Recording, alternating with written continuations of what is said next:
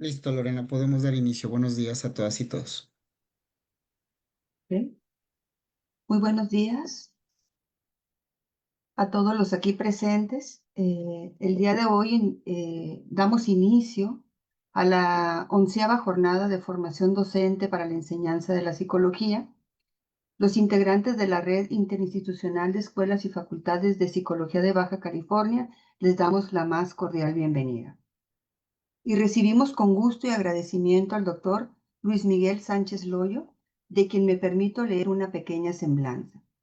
El doctor Sánchez Loyo es licenciado en Psicología, maestro en Lingüística aplicada, doctor en Ciencias del Comportamiento, profesor investigador titular de la Universidad de Guadalajara, profesor titular de la Universidad ITESO, vicepresidente de Isabel Ayuda para la Vida AC, miembro del Sistema Nacional de Investigadores CONACYT desde el 2017, actualmente nivel 1. Miembro de la Asociación Internacional para la Prevención del Suicidio, representante de México en la Asociación de Suicidología de América Latina y el Caribe, asesor técnico en estrategia de salud mental del Gobierno del Estado de Jalisco, Quererte en Casa 2020. En 2024, investigador externo para el Gobierno de Jalisco sobre suicidio juvenil. Desde 2017, consejero de integrantes de Amigos de la Vida Centroamericana, revisor de revistas nacionales e internacionales, ha escrito más de 67 artículos científicos y capítulos de libro, ha dictado más de 175 conferencias, ponencias y talleres, intereses en la investigación relacionados con conducta suicida, psicopatología, funcionamiento cerebral y procesos cognitivos y emocionales. El día de hoy, el doctor Sánchez Loyo nos impartirá la conferencia titulada Diferencias en el riesgo suicida de ideación versus intento suicida en estudiantes universitarios, estrategias de prevención. Lo recibimos y le cedo la palabra. Adelante, señor doctor Sánchez Loyo. Muchas gracias por la invitación. Es un gusto y un honor estar con ustedes. Y bueno, voy a comenzar la charla. Eh, y bueno, de lo que intentaré platicarles es, bueno, de las diferencias que hay entre la ideación y el intento de suicidio en cuanto a las características clínicas de los muchachos y cómo esto lo podemos ligar a estrategias de intervención. Muy bien, pues primero rápidamente les presento una serie de modelos sobre el comportamiento suicida. Entonces, un primer problema que tuvimos en este caso, de quienes nos dedicamos al estudio del suicidio, es pensar que el comportamiento suicida era homogéneo. Entonces tenemos, por ejemplo, este modelo que, pues bueno, en realidad es un listado de factores de riesgo eh, que desarrolló la Agencia Americana para Medicamentos y pues en realidad lo único que nos habla es de que hay una serie de factores de riesgo asociados al suicidio, al comportamiento suicida. Este otro modelo eh, previo de Danuta Wasserman nos menciona de que el comportamiento suicida es un proceso y que no aparece de la noche a la mañana, pero algo que sucede es de que vemos como si todo fuera un continuo, ¿no? O sea, como que la persona que va a acabar en suicidio tuvo que haber pasado por comunicación suicida, intento de suicidio, ideación suicida. No todos los que tienen ideación suicida terminan en suicidio, sino sabemos que hay quien no transita en esas direcciones. Pero eso a la hora de diseñar nuestros programas de prevención no nos permite identificar cuáles son las características más importantes que nos permiten estar relativamente tranquilos cuando atendemos a alguien con ideación suicida y que no corremos tanto riesgo de que va a transitar a un intento de suicidio y posteriormente un suicidio. Entonces, un poco la charla va en esa dirección. Ha habido esfuerzos ya recientes, incluso en el campo de la psicología tenemos este modelo de Thomas Joyner, eh, que reconoce que estos tres componentes para el suicidio nos dice que la ideación suicida se da cuando las personas tienen esta falta de pertenencia, esta sensación de estar solos y la percepción de ser una carga para los demás. Y que estos dos componentes generan solo el deseo suicida y la ideación suicida. Y se necesita un tercer componente, en el caso de la teoría de Thomas Joyner, que es no tenerle miedo a morir. Y en este sentido, pues, ¿quiénes no le tienen miedo a morir? Pues aquellas personas que por sus trabajos pues, están acostumbrados a poner en riesgo su vida, militares, policías, paramédicos, bomberos, y también aquellos que tienen un contacto muy cercano con la muerte, que en este caso es personal de salud, mayormente médicos, enfermeras que trabajan en hospitales. Entonces, pues bueno, son los esfuerzos y como ven, bueno, pues, tienen apenas 15 años que estamos intentando ir en esta dirección y cada vez tenemos más idea. Este es otro modelo del 2011 de Rory O'Connor y como ven, aquí ya habla de un proceso que inicia de manera muy temprana con una serie de factores de vulnerabilidad biológica que se dan en la infancia, aspectos que tienen que ver con el entorno, un entorno más agresivo para la persona y eventos traumáticos. El mayor evento traumático que se ha ligado al comportamiento suicida es el abuso sexual. Pero, pues digo, desafortunadamente en nuestro México, pues pudiéramos incluir también la desaparición forzada de personas, la muerte por homicidio o accidente. Son duelos complicados todos ellos que pues trastocan la vida familiar y que culturalmente no sabemos cómo lidiar con ellos. Ok, esto se da en la infancia y adolescencia temprana. Después viene la fase de formación de la ideación suicida, donde, según O'Connor, tiene que ver con sentirse derrotado y humillado, sentirse atrapado, y que con estos dos componentes se va a dar la intencionalidad suicida y la ideación suicida. Y le hace falta el último componente, que es, retoma lo que menciona Joyner. Y en este sentido, pues lo que menciona Joyner es que se requiere una capacidad para cometer el suicidio, no tenerle miedo a morir, pero añade otros componentes como la impulsividad, el tener intenciones claras de cometer suicidio, tener un plan, el acceso a los medios para cometer el suicidio y la imitación, ¿no? El que haya suicidios en el entorno inmediato.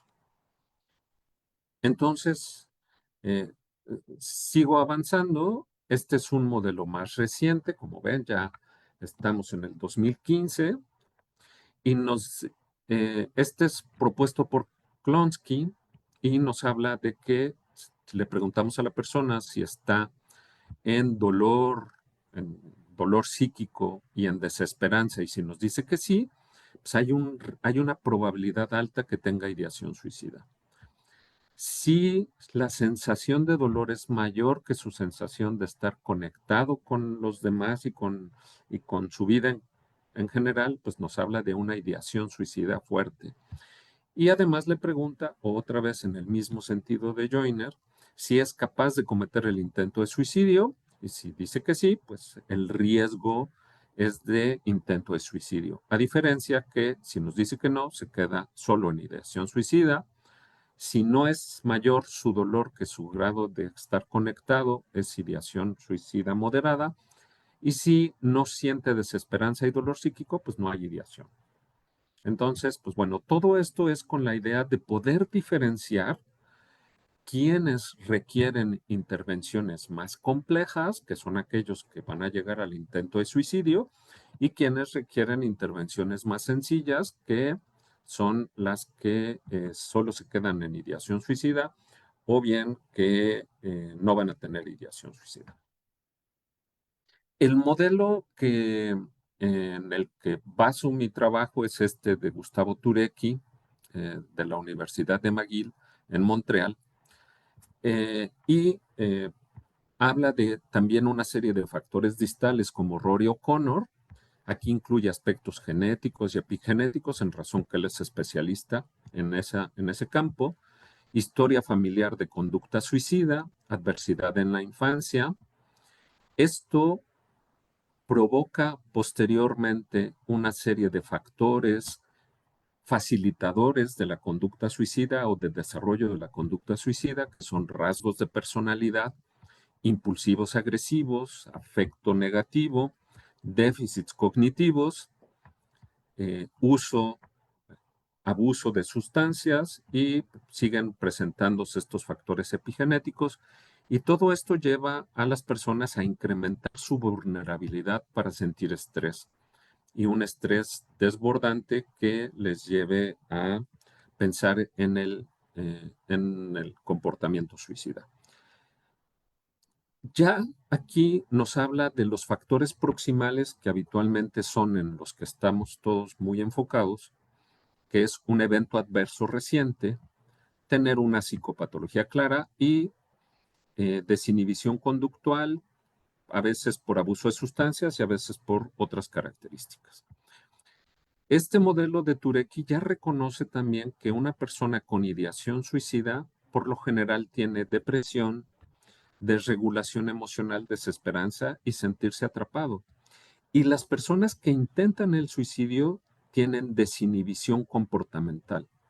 Y esta desinhibición comportamental se debe por abuso de sustancias o bien por características neurológicas del neurodesarrollo que los hacen de naturaleza más impulsiva. Entonces, eh, bueno, este es el modelo en el que baso el trabajo, pero eh, estas reflexiones han seguido avanzando, y algo interesante también que el propio Gustavo Turecki reconoce es que este modelo que propone es un modelo general, es decir, considera como si todas las personas con comportamiento suicida padecieran más o menos lo mismo. Y sabemos que no es así, que hay variaciones que dependen de la edad, que dependen del género, que dependen de la ubicación geográfica de las personas. Entonces, pues bueno, reconocemos que estas vulnerabilidades psíquicas y sociales se ven atravesadas por aspectos sociales. Por un lado, este es un trabajo del grupo de Natalia Contreras en Barcelona, que trata justamente inequidades sociales, y estas son el suicidio, en muerte por suicidio, y se reconoce cómo hay una serie de inequidades que tienen que ver con género, edad, estatus económico, raza y territorio. Entonces, pues ¿cuál es los hombres somos más vulnerables para la muerte por suicidio, pero las mujeres son más vulnerables para el intento de suicidio y la ideación suicida? Sabemos que en México la edad para el suicidio es en la juventud. En los años 80 serán los ancianos. ¿Quiénes son más vulnerables? Las personas con estatus socioeconómico de menor capacidad. Y estos ejes de inequidad pues provocan condiciones de empleo diferentes, de vivienda, de ingresos, de apoyo social, de redes sociales de apoyo, y pues, esto tiene que ver con una serie de factores conductuales y psicosociales. Entonces, Eh, eh, yo lo que trato de hacer es complementar lo que nos propone Turecki, considerando esta mirada de inequidad social también. Entonces no hay que perderla de vista, aunque el modelo de Turecki busca lo que hay de común en todos, y eso está bien, pero hay que reconocer que se expresan de manera diferente. Y por último, este otro modelo propuesto por Bryant y Ruth en el 2020, donde ya nos habla de un proceso no lineal en el comportamiento suicida. Y nos habla de tres tipos de riesgo suicida. Uno estable, donde mayormente el cambio es lento, uno desregulado, donde los cambios son rápidos, con fluctuaciones muy grandes, y el discontinuo, que es súbito y eh, pierde rápidamente el equilibrio. Entonces nos propone estos tres modelos, el estable, el desregulado y que también él mismo le llama catastrófico, y los tenemos acá. Entonces, por ejemplo, el estable es este diagrama que tenemos aquí. Es una persona que tiene poca capacidad de muerte, es decir, le da miedo morir. Y en consecuencia, lo que vemos es que oscila solamente en ideación suicida, no llegando a una complicación mayor. Tenemos el comportamiento, el factor de riesgo desregulado. Su capacidad, le va perdiendo miedo a morir paulatinamente. Lo podemos observar eh, con frecuencia en personas con trastorno límite de la personalidad o que abusan de drogas. Cada intento de suicidio que tienen va aumentando su capacidad de morir o les va haciendo perder el miedo a la muerte. Y este comportamiento es oscilante y pasa por periodos donde no hay comportamiento suicida a periodos donde hay ideación suicida, planes suicidas e intentos de suicidio. Y por último, se tiene el catastrófico, donde la persona de inicio tiene una alta capacidad de morir, es decir, no le tiene ningún miedo a morir. Pasa de no tener ideación suicida a tener ideación suicida, planearlo y realizar un intento de suicidio que habitualmente tienden a ser de alta letalidad. Esto lo podemos observar en personas que no le tienen miedo a morir, como lo habíamos platicado, de aquellos que manejan armas, personal sanitario, que están acostumbrados a estas experiencias de muerte. Y tenemos que es de inicio súbito y que en este caso pues son difíciles en su manejo, ¿no? Porque tienen un proceso muy veloz. eh, entonces, pues bueno. Entonces hemos pasado, me voy a regresar un poco, disculpen ustedes que regrese a la primera diapositiva, de un modelo que si bien está tomado de una página web de la Agencia Federal de Medicamentos en Estados Unidos del 2010, donde hablamos de factores de riesgo del suicidio, ya como algo multifactorial, ahora de poder reconocer diferentes trayectorias según factores de riesgo. Entonces, en este sentido, es más la charla. El poder que ustedes reconozcan quiénes están más en riesgo y poder reconocer al menos estos dos que pueden ser relativamente claros, aquellos que son estables y aquellos que son desregulados al momento de la evaluación. Ahora, por supuesto que también puede haber casos que sean estables y que se vuelvan desregulados dependiendo de cómo se vayan sumando factores de riesgo. Muy bien. Entonces, pues las diferencias entre personas con intento de ideación suicida, que es algo que nos ha preocupado, ¿no? Entonces, aquí les muestro algunas diferencias. Me voy a centrar acá En estas de aquí también. Acá son pacientes con intento de suicidio en contra de personas con algún trastorno mental. Y lo que vemos es que las principales diferencias son en estos tres niveles, son tareas neuropsicológicas, que son tareas de toma de decisiones, de fluencia verbal y de inhibición. Y estas los podemos considerar distintivos de las personas que han intentado suicidarse contra personas que padecen solo depresión y no han tenido comportamiento suicida. Ahora, si los comparamos contra personas presuntamente sanas, las diferencias, por supuesto, son en todas las funciones neuropsicológicas. Entonces, pues bueno, es importante considerar estos tres factores. Los vamos a ir repitiendo. Acá tenemos estudios que hemos realizado con pacientes ya con intento de suicidio y sobre todo con intento de suicidio reciente. Y vemos que sus principales diferencias son que tienen ansiedad, ansiedad como rasgo, impulsividad y particularmente impulsividad motora. Es un componente muy importante en las personas que han intentado suicidarse en comparación de aquellas que no lo han intentado y que presentan síntomas depresivos.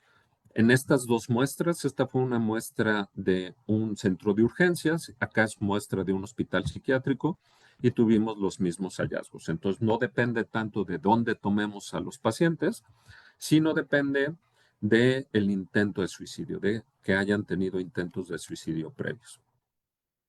Esto se observa desde la adolescencia. Esto es un trabajo que hicieron colegas de la Universidad de Pittsburgh y donde vemos que en adolescentes, por supuesto, hay más impulsividad y particularmente en ellos hay más hostilidad, en comparación de personas que no han tenido intento de suicidio. Algo muy interesante acá, este es un trabajo, es un metaanálisis que hizo Rory O'Connor con su equipo, y lo que vemos es que la impulsividad es un rasgo característico en aquellas personas menores de 40 años, que pues son las personas que asisten a la universidad. Es decir, que para aquellas personas que eh, presentan comportamientos suicidas, mayormente intento de suicidio, la impulsividad está presente. Y que una vez que pasan de los 40 años, el componente de impulsividad va disminuyendo y se van sumando otra serie de factores de riesgos. La toma de decisiones, como lo habíamos platicado, las personas con intento de suicidio son malas tomando decisiones en lo cotidiano. Parece que no aprenden. Esta es la prueba de apuesta de Iowa. No me voy a detener en esa, solo ver que esta línea discontinua con guiones son las personas con intento de suicidio. Tenemos acá personas sanas, como ven, aprenden la tarea y van cambiando su toma de decisiones. Acá son personas deprimidas sin comportamiento suicida, van mejorando y cambian su toma de decisiones, pero las personas con intento de suicidio súbitamente, cuando parecía que iban mejorando, dejan de mejorar y retroceden a un punto semejante a donde empezaron. Entonces, parece que no aprovechan sus experiencias para cambiar su forma de tomar decisiones.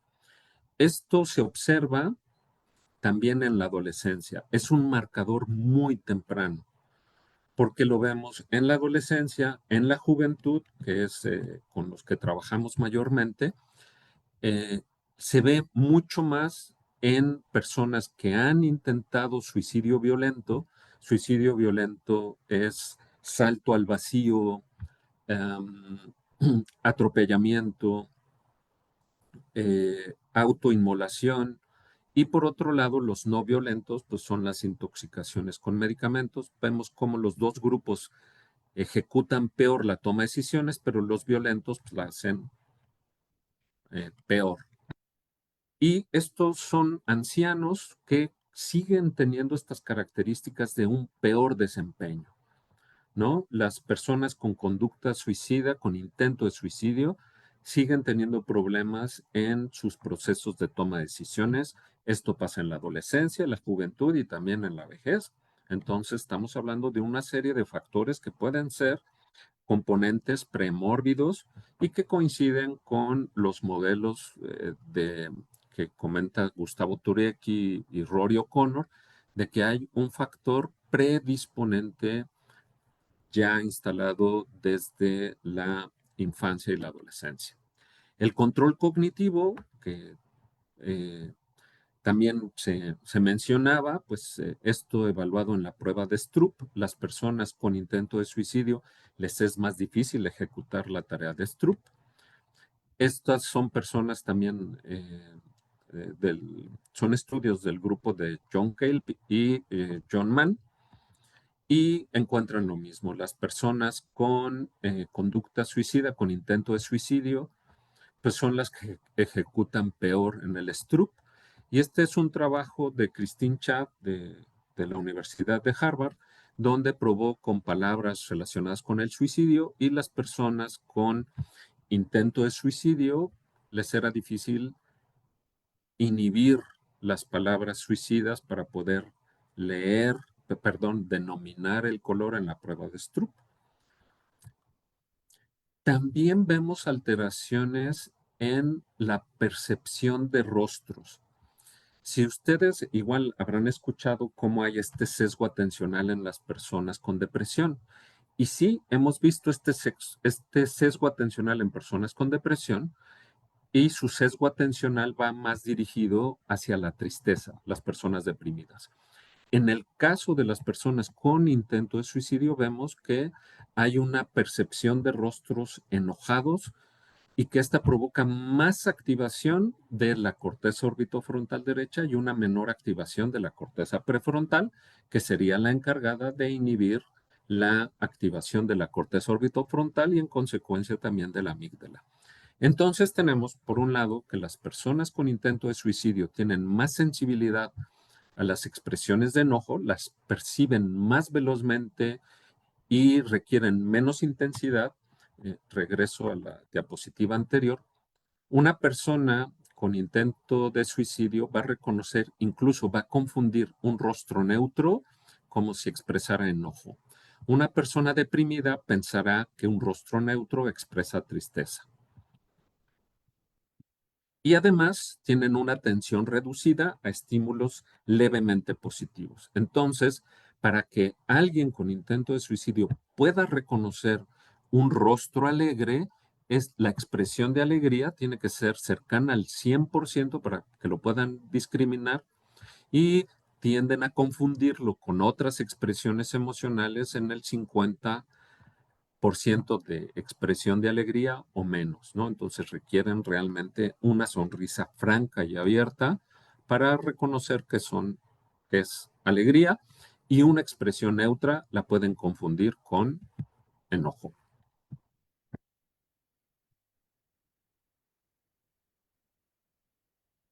Esto también se observa en adolescentes. Entonces, el estudio anterior fue eh, de Fabrice Joland, que también trabaja en la Universidad de McGill con Gustavo Turecki.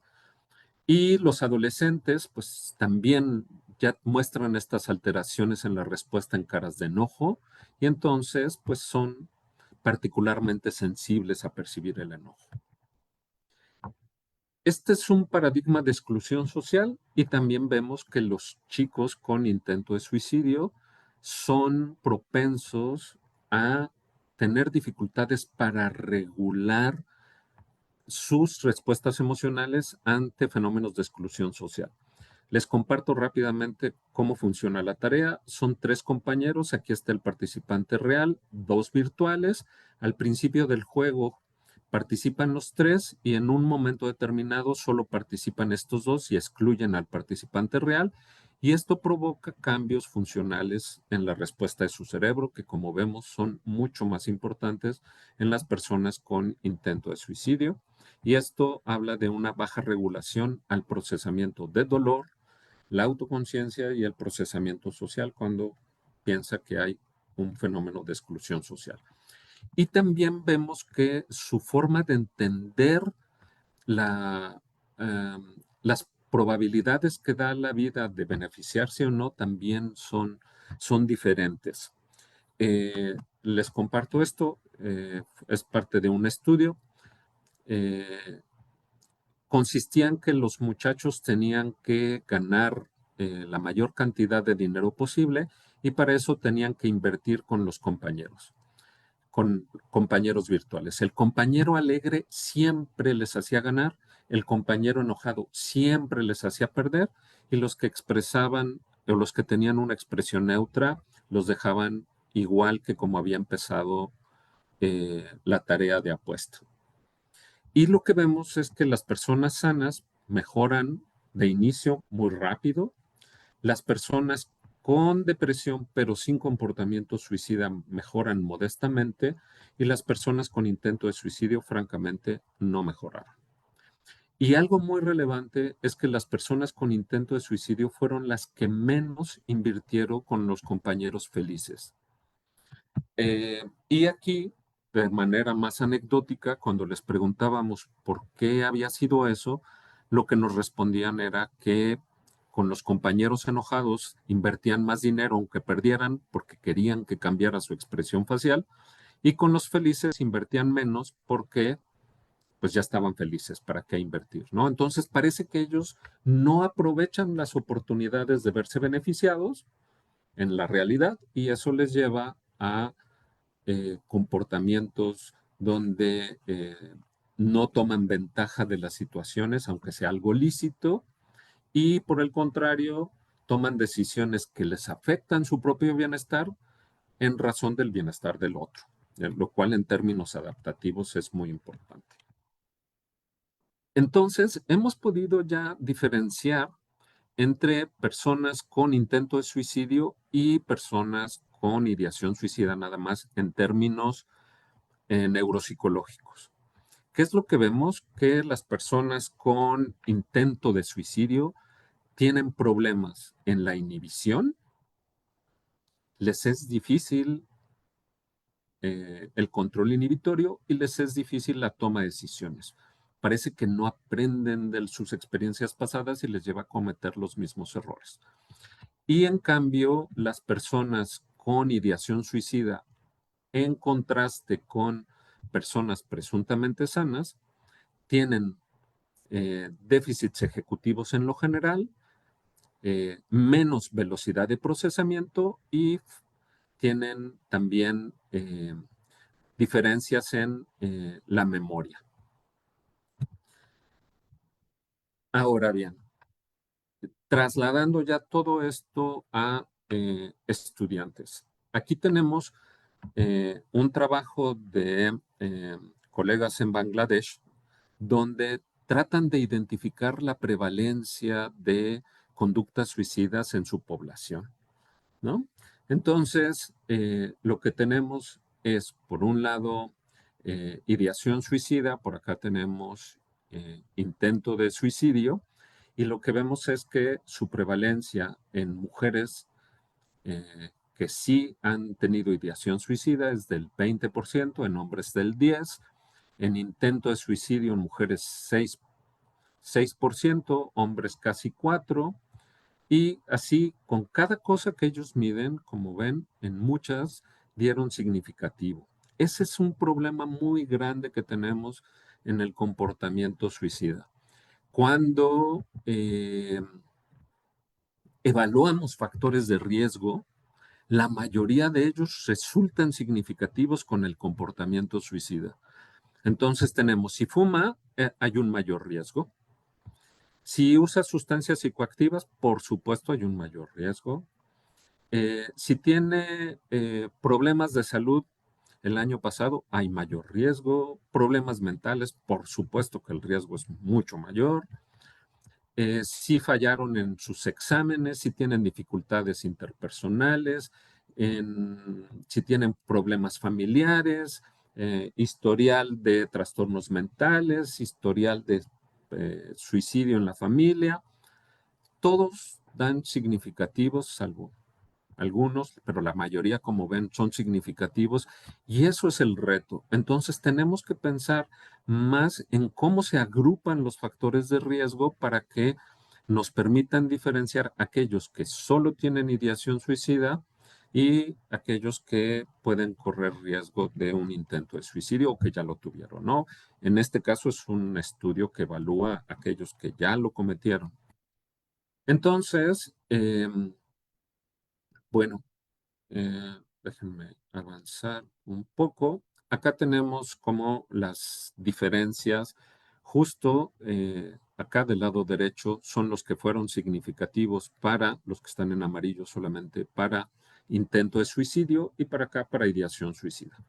Lo que vemos es que sí, el sexo, el ser mujer es un factor de riesgo. En este caso, el año en el que están escolarmente también es un factor de riesgo. Si son residentes de áreas urbanas o rurales, si usan sustancias psicoactivas, si estuvieron enfermos físicamente, mentalmente, si tuvieron algún evento estresante, relaciones conflictivas, enfermedad mental en la familia y historial de intentos de suicidio en familia. Eh, Aunque vean ustedes aquí los valores, lo que pasa es que no quise poner toda la tabla. Lo que hacen estos colegas es de que hacen un análisis, una regresión ajustada, una regresión logística ajustada. Y pues estos son los factores, los que están en amarillo, los que tuvieron más peso para la ideación suicida. Y para el intento de suicidio, por supuesto, el que sean mujeres, el año de estudio, el que sean, en que usen sustancias psicoactivas, la enfermedad mental, eventos estresantes el año pasado e historial familiar de intento de suicidio. Y como ven, algunos que están presentes en la ideación suicida, como el historial familiar de trastornos mentales, o las relaciones, conflictos relacionales, ya no están presentes en el intento de suicidio. Entonces hay que dirigirnos en ese sentido. Este es un trabajo hecho por expertos en diferentes países, fue financiado por la Organización Mundial de la Salud. Y aquí vemos también cómo se van presentando los factores de riesgo. Mujer, pues ya sabemos que es un mayor riesgo. Este riesgo es mayor en México que en el resto de los países que estudiaron. Ser mayor de 20 años es un mayor riesgo en el resto de países. En México hay un mayor riesgo en medida de que se tienen 19 años. En términos de educación de los papás, parece que no hay gran diferencia entre lo que pasa en el resto del mundo y México. Eh, También si los padres no están casados o ya uno ha fallecido, el lugar donde residen, es la religión. Entonces, bueno, son como aspectos, pero cuando nos ponen todos estos juntos son demasiados para poder considerar y para poderlos trasladar a un programa de prevención del suicidio como muy, muy claro. Eh, y bueno, este es como el punto fundamental al que quería llegar.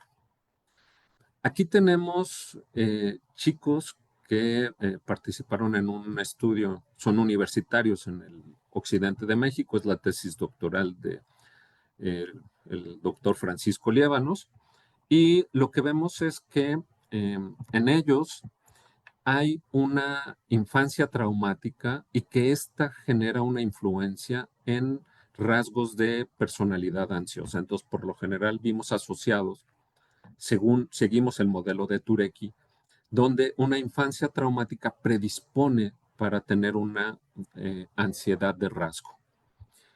Estos rasgos en conjunto facilitan la desregulación emocional y provocan estrategias de afrontamiento no adaptativas como la retirada social o el pensamiento desiderativo.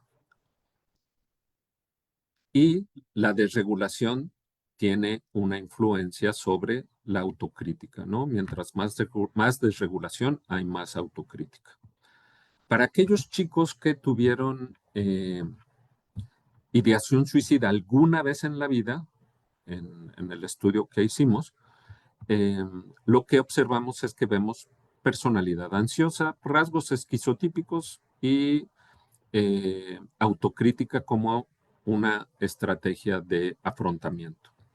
En cambio, aquellos que habían tenido intento de suicidio alguna vez en la vida, tenemos inestabilidad emocional e impulsividad y que esto influye en la impulsividad. Entonces, son rasgos de personalidad que ya podemos identificar de manera temprana de inestabilidad emocional e impulsividad y que estos los hacen propensos a tener una impulsividad más de tipo clínico, evaluada a través, en este caso, de la escala de impulsividad de Barrat y cómo esto fueron los factores que más se asociaron con el intento de suicidio alguna vez en la vida. Luego, para la ideación suicida actual, al momento de la evaluación, la función familiar es un factor protector. Si hay buena función familiar, los chicos presentan menos ansiedad de estado, menos síntomas depresivos, menos desesperanza y menos consumo de sustancias. Vimos sensación de aislamiento como un factor de riesgo para la depresión, la desesperanza y la ansiedad en la medida que alguien hace retirada social y se aísla de sus compañeros, pues los vemos en riesgo de desarrollar más síntomas depresivos, desesperanza y ansiedad de estado. Y la ideación suicidal, por supuesto, se asoció con depresión, ya es algo común, el consumo de sustancias y la desesperanza. En cambio, los chicos que habían tenido un intento de suicidio reciente, encontramos que las razones para vivir y la ideación suicida actual como los factores que se asocian. Aquellos que tienen razones para vivir son los que menos presentan intento de suicidio reciente. En cambio, la desesperanza, la depresión, afectan negativamente las razones para vivir y esto provoca, facilita el intento de suicidio en los últimos 3 meses. Entonces, como vemos, no es solo, son trayectorias que son diferenciales entre las personas con intento de suicidio e ideación suicida, y lo podemos ver desde la ideación suicida alguna vez en la vida y el intento de suicidio alguna vez en la vida. Entonces aquí volvimos a encontrar inestabilidad emocional e impulsividad, algo que ya estaba propuesto por O'Connor y por Turecki.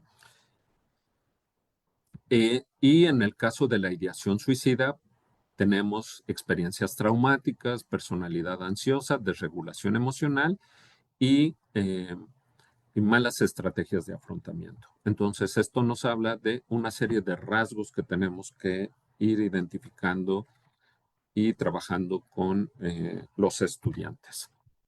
Muy bien, y en cuanto a los factores proximales más importantes para la ideación suicida actual, pues bueno, ya platicábamos que las razones para vivir, aquellos chicos que nos reportan razones para vivir del tipo que sean, mientras más razones para vivir, hay un efecto más protector en tener la ideación suicida. Tenemos aspectos del contexto social que colaboran, adversidad económica, reporte en medios, los chicos que están más al pendiente de noticias negativas y ligadas a la conducta suicida, pues son más propensos a pensarlo, el aislamiento social y la función familiar. Aquellos que tienen deterioros en la función familiar están en riesgo y aquellos que su función familiar es mejor, es un factor protector. Y la desregulación emocional, síntomas depresivos y desesperanza son los factores proximales que identificamos. Entonces, como ven, podemos tener estrategias de prevención tanto ligadas al contexto social como hacia los factores proximales, y también podemos promover una serie de factores protectores que en este caso serían las razones para vivir y la función familiar. Entonces, ¿cómo le hacemos para prevenirlo? Primero, una idea muy importante. Las estrategias multinivel han sido las más exitosas, y esto nos habla que implementar una sola estrategia de prevención del suicidio es ineficiente. Tienen que ser varias estrategias, unas dirigidas a población general, otras dirigidas a población en riesgo, como aquellos que tienen ideación suicida o que ya han tenido intento de suicidio, y otras aquellas que ya están con el problema clínicamente significativo. Para los jóvenes, ¿qué se ha visto que ha funcionado? Psicoeducación y tamizajes en instituciones educativas. La psicoeducación va dirigida para todos, los tamizajes también, y esto permite identificar chicos en condiciones de vulnerabilidad. Las grandes intervenciones multimodales con programas educativos universales. ¿Cómo podría ser esto? Enfatizar habilidades de regulación emocional, enfatizar habilidades de comunicación efectiva, resolución de conflictos, particularmente aquellas que vemos que están ligados a los factores de riesgo que se presentan en toda la vida. Por ejemplo, la personalidad ansiosa, la personalidad impulsiva. Luego tenemos el entrenamiento a guardianes o, en este caso, a personas del entorno inmediato para poder identificar síntomas, tamizaje y tratamiento. Y esta estrategia de empathy, que es un acrónimo, una es evaluación reiterada. Esto significa que hay que evaluar periódicamente. Lo recomendable sería evaluar una vez al año toda la población para ver cómo se va moviendo. Por supuesto que es algo costoso en esfuerzo y en recursos, pero bueno, cada vez la tecnología nos ayuda más en esto. Identificación de grupos de riesgo, es muy importante identificarlos. Ya sabemos que los impulsivos, con problemas de control inhibitorio, con mala toma de decisiones, con abuso de sustancias, y si además están deprimidos y son ansiosos, corren riesgo de intento de suicidio. Si solo son deprimidos y ansiosos, han tenido experiencias traumáticas en la infancia, son en riesgo de ideación suicida. Entonces hay que identificar grupos de riesgo rápidamente, una intervención rápida en estos grupos. Aquí ellos trabajaron con terapia cognitivo-conductual online, una intervención universal, en este caso también basada en factores, en, en los fundamentos de la terapia cognitivo-conductual. Interacción con entrenadores en resiliencia. Esto me parece un concepto interesante, ¿no? Hablar de entrenadores para que los chicos puedan tolerar el malestar, y derivación médica en caso necesario. Es muy importante tener un flujo muy claro de cómo van las derivaciones de las personas que se identifican con alto riesgo. En psicoeducación es importante aumentar la conciencia de factores de riesgo y protectores de la conducta suicida. Es que nos protege de las conductas suicidas: razones para vivir, funcionamiento familiar y hábitos saludables. Y factores de riesgo, el más claro es el abuso de sustancias, cualquier tipo de sustancia, alcohol, drogas, es problemático. Y en entrenamiento en habilidades para manejar el estrés, eventos adversos y conductas suicidas. Y este entrenamiento es solo para aquellas personas con más necesidad. En el entrenamiento de vigilantes, esto es selectivo. Este que propuso en su estudio Danuta Wasserman era preguntar, persuadir y referir. En preguntar es: oye, ¿has pensado en suicidarte? Persuadir es: ¿qué te parece si buscamos ayuda? Y el referir es: muy bien, vamos canalizándolo al lugar correcto donde estamos 100% seguros que va a ser atendido.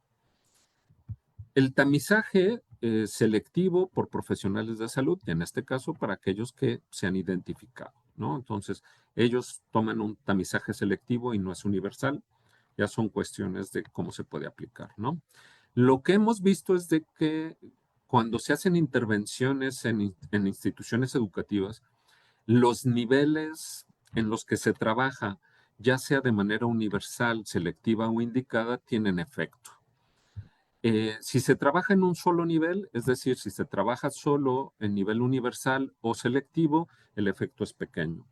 Intervenciones en dos niveles ya muestran un efecto moderado en la reducción de las conductas suicidas, y cuando son en tres niveles o más estrategias, el efecto es grande, ¿no? Entonces vale la pena apostarle a eh, intervenciones en diferentes niveles y varias intervenciones.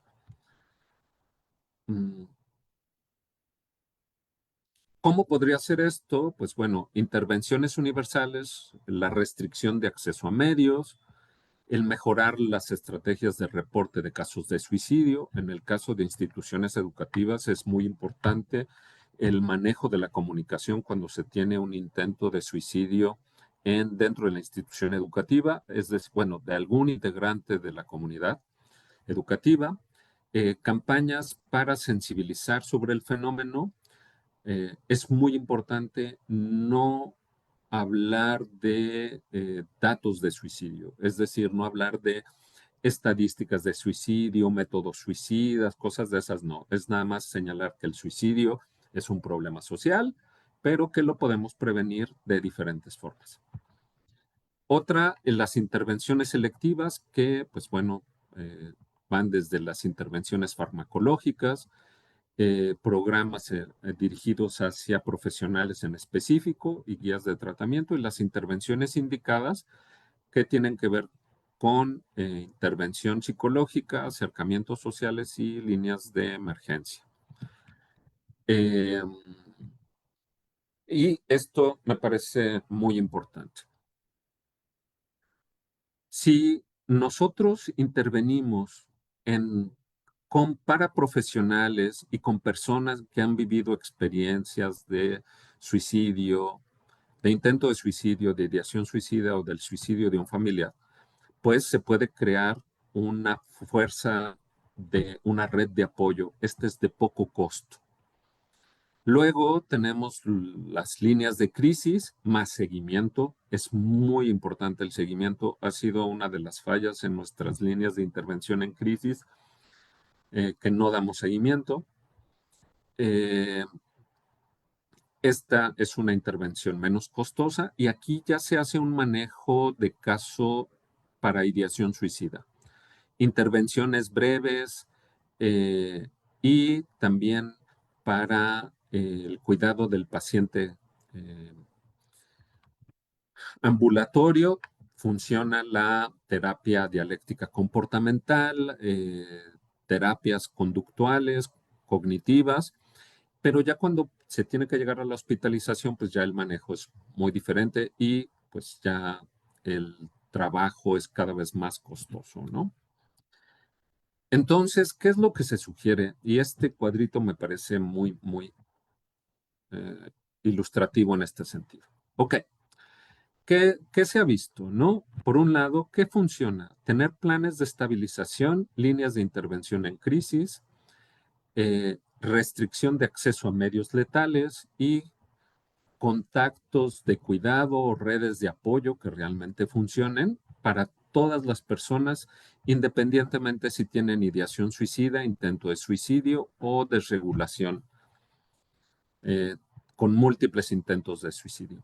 Para aquellos que tienen ideación suicida, se recomienda el CAMS, que es el protocolo de manejo de ideación suicida. Son poquitas sesiones.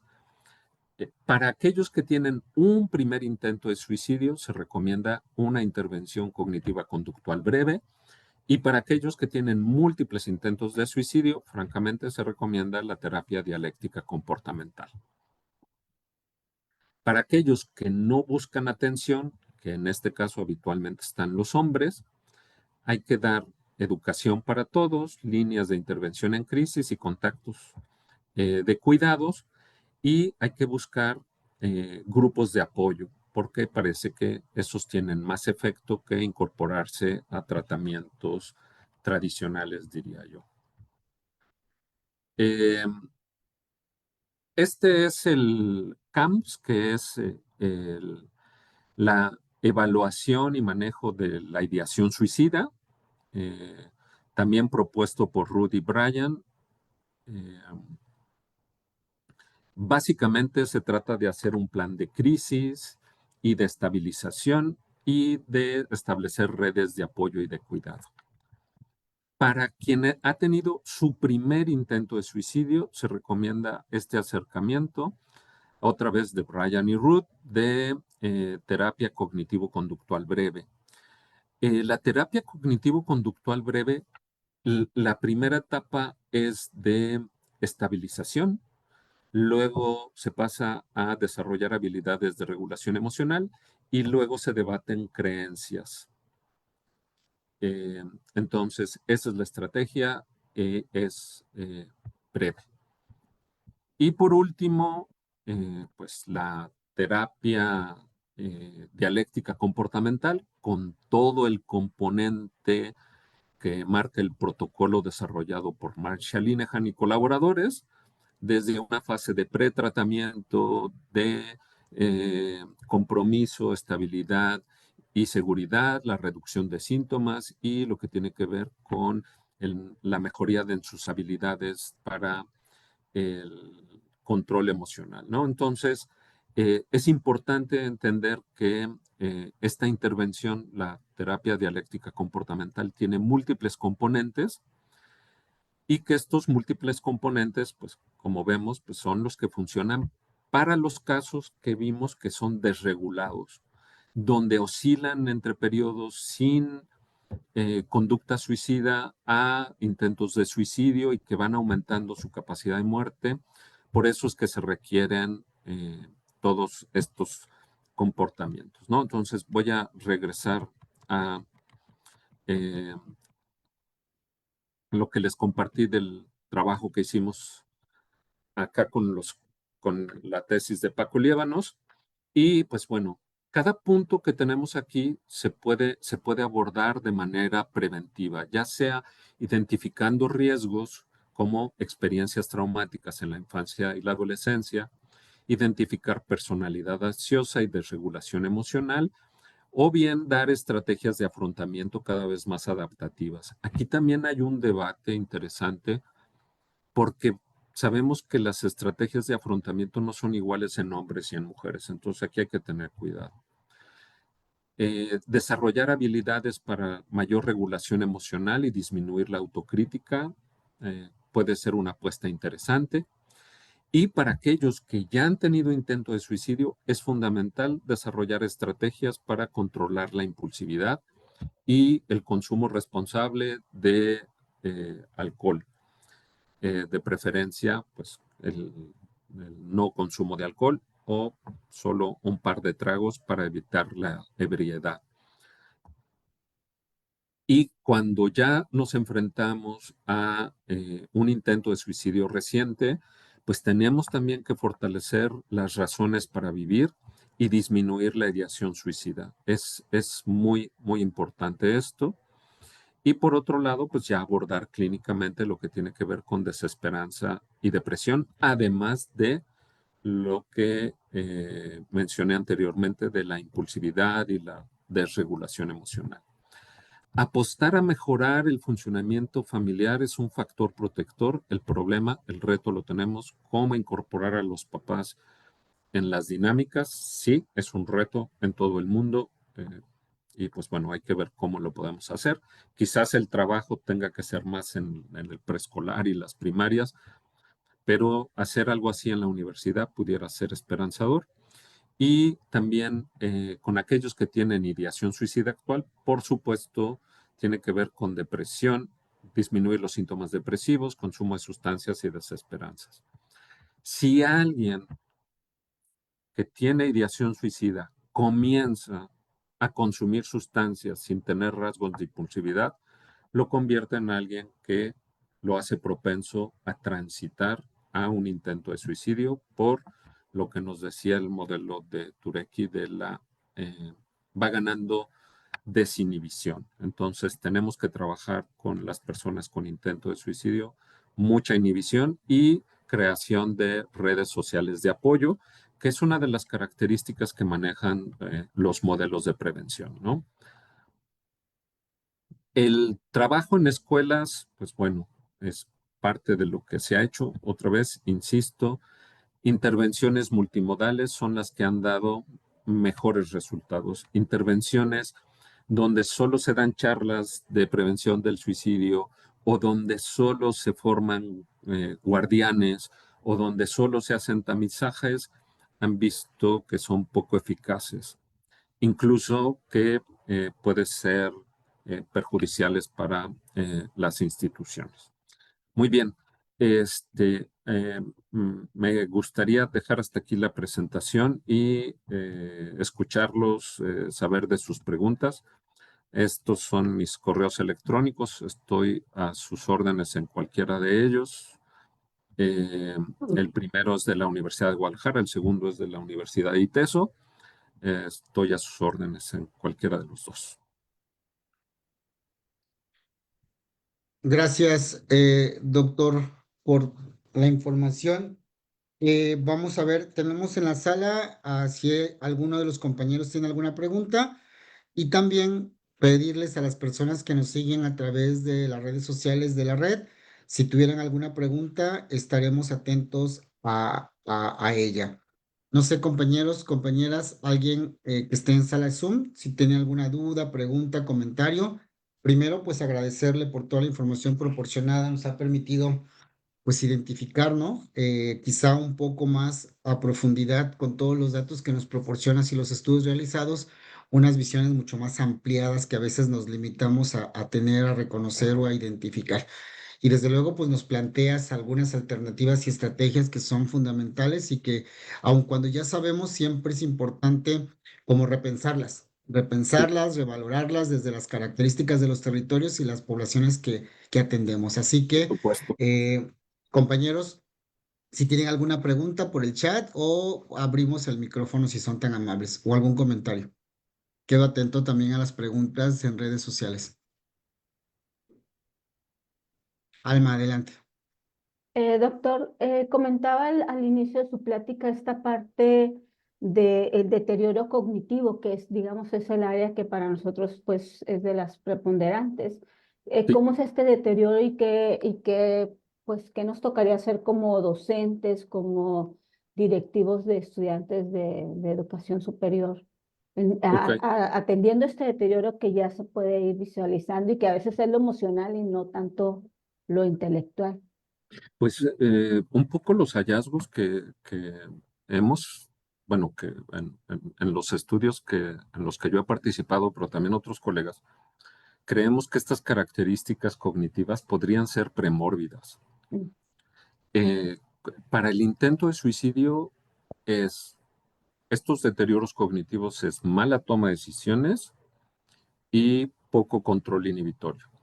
ujú, ¿Cómo tenemos que trabajarlos? Hay que intencionar con los chicos que aprendan y desarrollen estrategias de toma de decisiones. La toma de decisiones es algo que no se enseña. Las vamos ujú, aprendiendo a golpes de vida, pero estos chicos parece que no aprenden. ujú, sí, Entonces hay que enseñarles estrategias muy puntuales para tomar decisiones complejas. Y por ujú, otro lado, fortalecer sus habilidades de control inhibitorio. Estos son para los chicos que eh, tienen impulsividad, ¿no? Que son los propensos al intento de suicidio. ujú, Para los que tienen ideación suicida y, y que también son características que tienen los de intento de suicidio, ujú, algo que se puede trabajar con ellos es que ellos reconozcan sus debilidades en términos de velocidad de procesamiento. Son chicos que cuando están en clases no alcanzan a captar todo lo que los profes dicen cuando van muy rápido. Y entonces ellos tienen que desarrollar estrategias educativas de autoaprendizaje, ujú, reconociendo que ellos requieren más tiempo para estudiar. A lo mejor sus compañeros lo hacen muy rápido, pero ellos requieren más tiempo. Puede ser una característica asociada con la depresión, o también creemos que puede ser una característica premórbida. Muy bien. Tienen fallos en sus funciones ejecutivas en lo general. Habitualmente son malos organizando, malos planeando, malos poniendo atención en algo. Entonces hay que darles técnicas de estudio para que puedan ir reconociendo sus vulnerabilidades e irlas abordando. Estas también aplican, estas estrategias también aplican para aquellos que han tenido intentos de suicidio o que tienen rasgos de impulsividad. Eso en estas características cognitivas. En la parte emocional, que lo que hemos visto es más ansiedad, tendencia a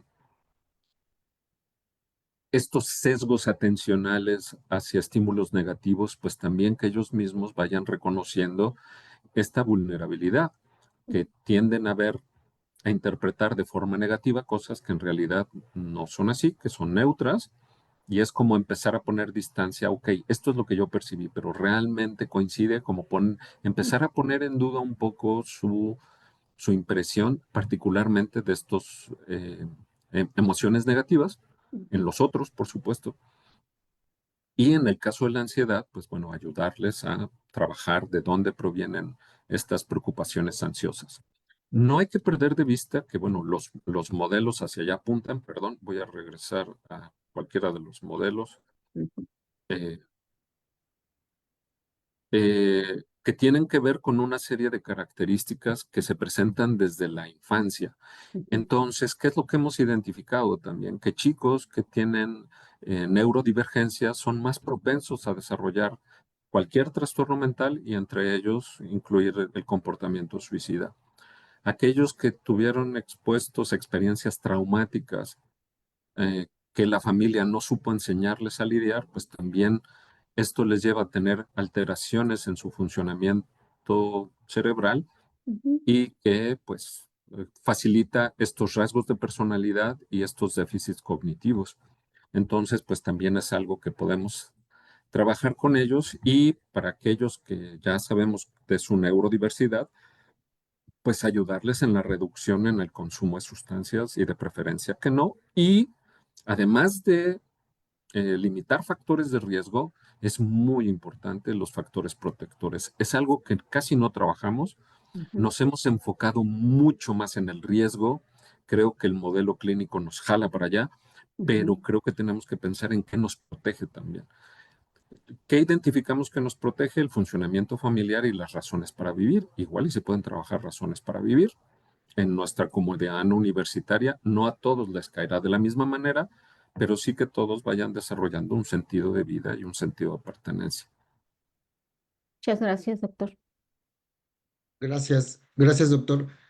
Bueno, creo que nos queda claro aquí algo importante y que me gustaría hacer como énfasis, ¿no? Aunque si bien hablamos de cuestiones de conmovilidad cognitiva o que son derivado de circunstancias que pudieran venir de cuestiones fisiológicas, también es importante todo el factor social que en algún momento lo mencionaste, ¿no? Está este sesgo que se tiene en percepción a la soledad, Sí, la desconexión social, ¿no? sí, La forma en que las y los adolescentes y jóvenes hoy se vinculan y se relacionan, también, ¿no? La función de esta conectividad de las relaciones que tienen entre ellos, les lleva a una percepción de no formar parte de, no sentirse parte de, sentirse aislados, sentirse solos y que se conecta con todos estos factores que tú estás hablando, ¿no? Y sí, creo que entenderlo como situaciones y circunstancias ampliadas, que si bien es cierto, está lo fisiológico, también está toda la interpretación emocional y todo el factor social en los determinantes sociales, ¿no? Que pudiera haber en estas circunstancias. Y aquí nos hacen una pregunta, considerando la función familiar como un factor protector, ¿cómo se puede trabajar este factor en estudiantes universitarios? quiero regresar a tu comentario previo porque se hace sinergia. Por ejemplo, los chicos, nos enfrentamos ahora a una generación que consume videos cortos y ya sabemos que son adictivos. Hay evidencia muy clara ya de que el consumo reiterado el consumo excesivo de videos cortos va provocando un deterioro cognitivo paulatino, o por lo menos se va perdiendo habilidad. No le voy a llamar deterioro, pero se va haciendo cada vez menos hábil cognitivamente. Esto ya en grandes estudios poblacionales. Entonces, bueno, eso hace sinergia, pues son chicos que requieren la gratificación inmediata de corta duración y que prefieren eso a tener más resiliencia, a esperar la recompensa una vez que acabe el semestre, por ejemplo. Entonces, bueno, hay que aprender a lidiar con eso y que son factores de riesgo sociales que interactúan con lo psicológico y que también interactúan con lo biológico. Entonces, bueno, hay que pensarlo. Yo los invito a pensarlo de esta forma. ¿Cómo trabajar la función familiar? Ese es un reto. ¿Por qué? Porque tristemente, sobre todo en universidades públicas, los papás están más enfocados en la subsistencia. Creo que pudiéramos ayudarnos de tecnología a distancia para darles a los papás algunas herramientas de mejor convivencia, mejor comunicación, igual con los muchachos. Me parece que es algo, es un reto. Lo vemos desde la primaria.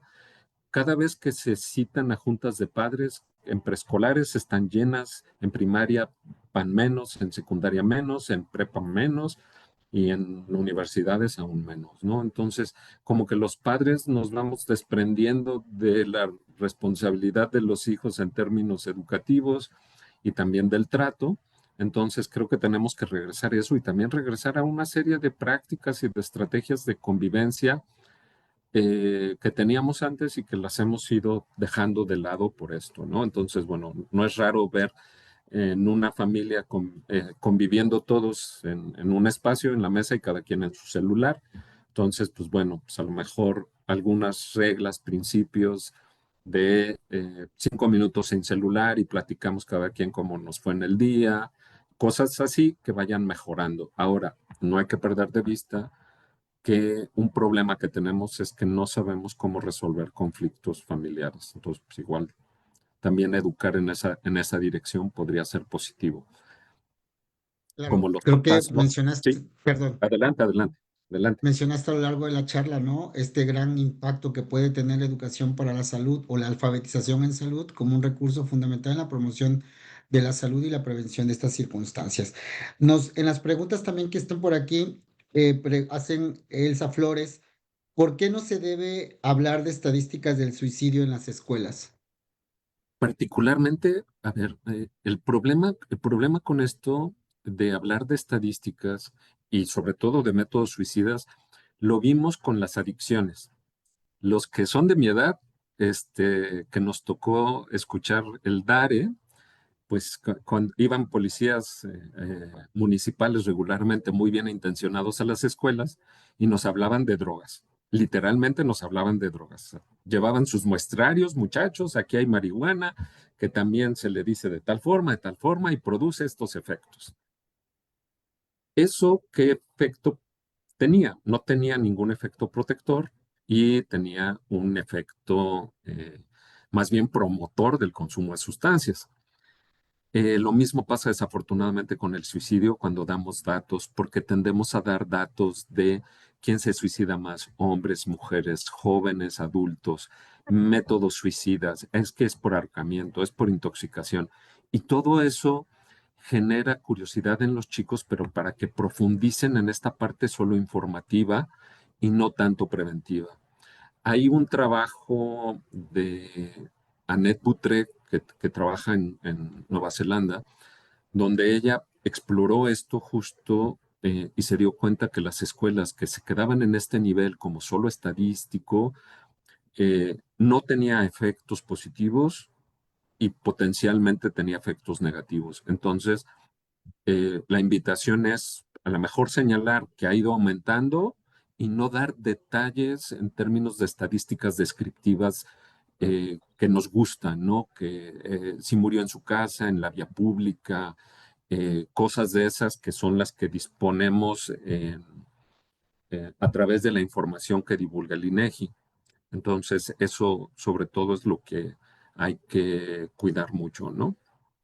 Claro, y creo que debemos cuidar también, a partir del comentario que hace doctor, todo lo que ha impactado la infodemia, ¿no? Como esta Sí, tendencia, sí, porque eso lo que hacemos es infodemia completamente. En lugar de favorecer, es que creo que de los recursos que debemos de aprender quienes estamos en esto y queremos hacer acciones es justo hacer comunicación en salud.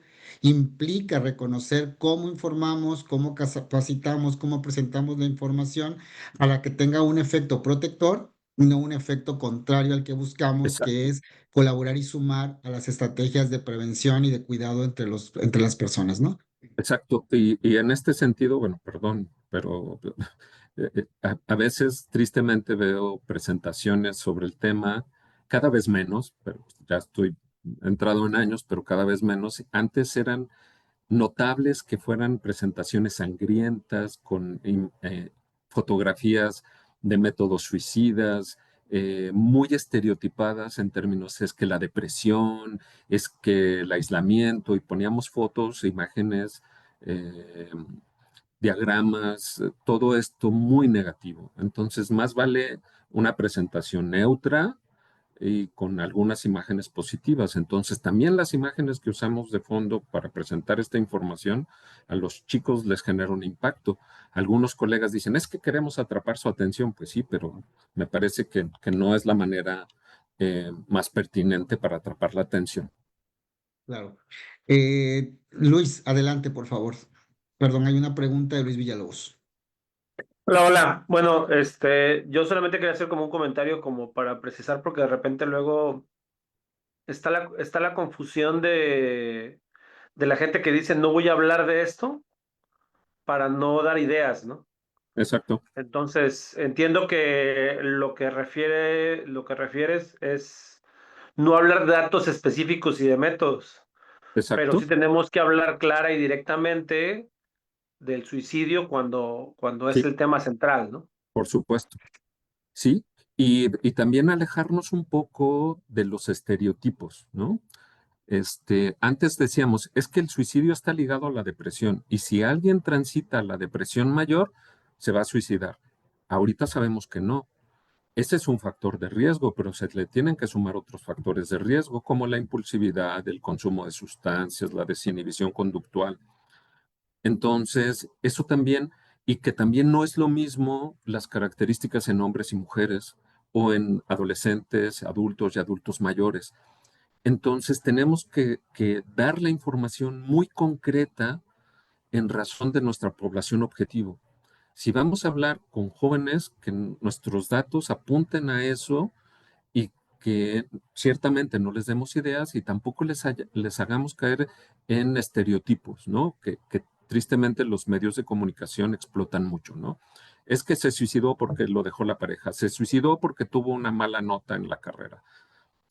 Eso no es cierto, es simplificar un fenómeno sumamente complejo que sabemos que viene desde etapas tempranas, gestándose y que espera las condiciones familiares y sociales para que se presente, pero tampoco quiere decir que lo que pase en la infancia va a ser determinante de lo que venga en un futuro, ¿no? Sino que es más la suma de factores de riesgo y la ausencia de factores protectores los que nos va a decir quién está más en riesgo y quién está en menos. Entonces, sí, también es mucho, en mi opinión, promover más la protección que también el riesgo, ¿no? Porque también nos enfocamos mucho a eso, ¿no? Bueno, fumar es malo para la salud, incluso en este punto también. Yo no conozco fumador que ignore el daño que le causa fumar. Hemos probado de todo. Y en realidad lo que ha funcionado es restringir los espacios para los fumadores. Solo así fuman menos. Claro. Doctor, vamos con una, ya bueno, hay materiales, hay manuales, hay un montón de bibliografía, ¿no? Por supuesto. Preguntan, ¿cuál usted pudiera decir que es la bibliografía, el manual, dónde acudir a consultar más información que siempre andamos buscando, ¿no? Quienes estamos trabajando en las escuelas o programas de esta naturaleza, ¿dónde guiarnos, ¿no? Y luego hay otra pregunta más, pero quisiera primero basarme en esto de los manuales y bibliografía o fuentes de consulta.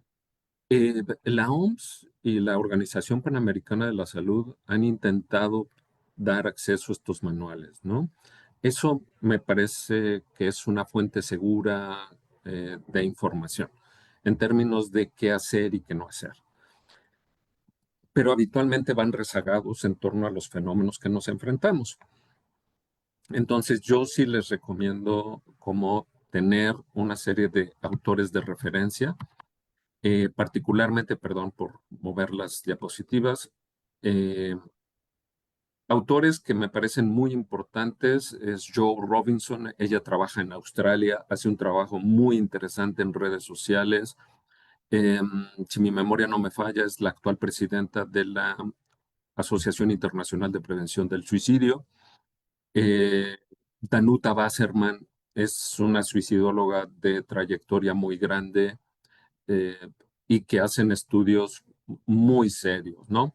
Y que en este caso hay que buscar estas iniciativas que hace la Organización Mundial de la Salud de estudios multicéntricos donde van viendo qué funciona en cada lugar y qué funciona en común. Me parecen buenas opciones. Excelente. Y bueno, vamos a dos temitas más que tengo por aquí. Y el primero es, hay un riesgo en todas estas personas que se vuelven guardianes, ¿no? Hoy tenemos una tendencia a formar guardianes del suicidio, Sí, a sí, sí, profesores, a estudiantes, a comunidad sí, académica, a sí, familias. Pero también aquí hay un riesgo de sentirse impotentes ante la circunstancia, ¿no? Entonces claro, también creo que ahí podemos abordar un poco el valor que tiene la formación de guardianes, pero también el acompañamiento a no tener que asumir todo en ese sentido, ¿vale? exacto. Es muy importante lo que acabas de mencionar. Cuando se implementa una estrategia de solo guardianes, es un factor de riesgo. ¿Qué hay que hacer?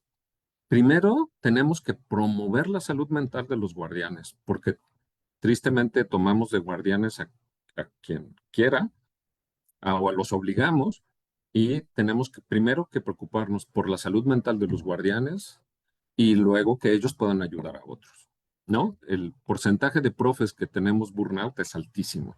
Está arriba del 30% en cualquier escuela que ustedes quieran. Y por otro lado, tiene que ir acompañada de una serie de flujogramas muy claros y eficientes. El guardián detecta y luego deriva, y la derivación tiene que ser eficaz. El problema con los guardianes es que derivan, la derivación es eficaz, el chico no se atiende y regresa con el guardián. Y eso es desgastante. Entonces sí tiene que ir acompañado por estas estrategias multinivel y darles este acompañamiento, sí, para ver cómo funciona, para ver a qué se enfrentan, pero para reconocer qué pasa. Y yo no dejaría un guardián, que me parece una buena práctica, más de 6 meses en el campo. Eso se hace en el Centro de Intervención en Crisis de Montreal, se hace en el Centro de Valoración de la Vida de Brasil, pero dejamos una persona que ya sabe cómo hacer, pero que no tiene la etiqueta de guardián, ¿no? Pero sabe primeros auxilios psicológicos y eso me parece maravilloso. Porque muchas veces les hacemos los tres, ¿no? O sea, queremos que acompañe, que Sí, contenga y que sostenga. Pero exacto, el ¿no? guardián tiene cosas muy particulares que hacer, no puede hacer las Exacto. tres porque hay un No, agotamiento en ese sentido. sí, exactamente. Y tiene que haber este flujograma. Toda intervención tiene que ser en equipo. No puede ser formar a alguien y dejarlo solo. No, eso no. Claro, porque muchas veces terminan sosteniendo y Por ahí es donde supuesto. entran en unas crisis también estos guardianes. Sí, se queman, se queman. Muy bien. Y bueno, por último, aquí está un tema de posvención, ¿no? Sí, Porque también puede haber una situación de posvención y muchas por veces en supuesto. las escuelas, en las familias, en los Sí, entornos, sí, la posvención termina siendo una crisis comunitaria muy tremenda. sí. ¿Y cómo abordar la posvención en una universidad, en una escuela? ¿Cómo acompañar? ¿Qué podríamos hacer? La intervención, otra vez, tiene que ser una intervención planeada en diferentes niveles, para aquellos que se sienten mucho más afectados, para aquellos que se sienten conmovidos y para aquellos que realmente no les afectó la vida. Y se hacen estrategias diferenciadas para aquellos que están muy afectados. Eso sí es un trabajo grupal de acompañamiento, reconocer que cada uno vive el duelo de manera diferente. Aquellos que se sienten conmovidos también es explorar qué les conmueve. Tenemos que explorar qué es lo que está pasando por ellos, porque se enteran de un suicidio y la manera en la que se conmueven es diferente entre ellos. Entonces, ahí hay que indagar. Lo que se recomienda es hacer grupos y también algo que hacen los colegas mucho en Estados Unidos son memoriales. Memoriales porque hay que hablar de las personas que han muerto por suicidio y no hacer como borrarlos del mapa, ¿no? Entonces, sí me parece importante que la intervención tiene que ser pronta, porque si no se da un fenómeno de contagio y que tiene que ser algo sumamente organizado en diferentes niveles y por favor, quienes vayan a hacer trabajo de posvención en grupos no pueden ir solos, no puede ir una sola persona. A un grupo, sobre todo de los que están más impactados, tienen que ir 3 o 4 porque se nos presentan crisis en el momento que hay que resolver. Entonces, me parece que tenemos que pensar que nuestras intervenciones que hacemos en este sentido son intervenciones de riesgo para los usuarios y para el profesional de la salud y que tiene que ir acompañados para mitigar estos riesgos.